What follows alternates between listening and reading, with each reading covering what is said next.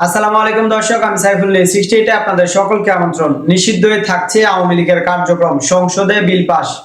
ক্ষমতাচ্যুত আওয়ামী লীগের কার্যক্রম নিষিদ্ধ হয়ে অন্তর্বর্তী সরকারের জারি করা অধ্যাদেশ বিল আকারে সংসদে পাস হয়েছে। বৃহস্পতিবার 8 এপ্রিল দুপুরে জাতীয় সংসদে স্বরাষ্ট্রমন্ত্রী সালাউদ্দিন আহমেদ কর্তৃক উপস্থাপিত সন্ত্রাস বিরোধী বিল 2026 সংসদে হা ভোটে জয়যুক্ত হয়েছে।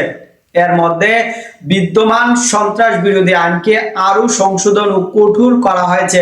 এতে কার্যক্রম নিষিদ্ধ আওয়ামী লীগের কার্যক্রম নিষিদ্ধই থাকছে।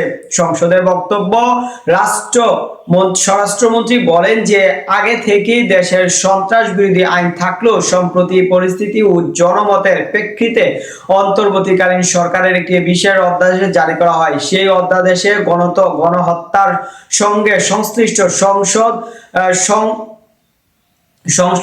সংখ্যা কার্যক্রম নিষিদ্ধর বিধান করা হয়েছে, যার আওতায় আওয়ামী লীগের কার্যক্রম নিষিদ্ধ করা হলেও তা উল্লেখযোগ্য।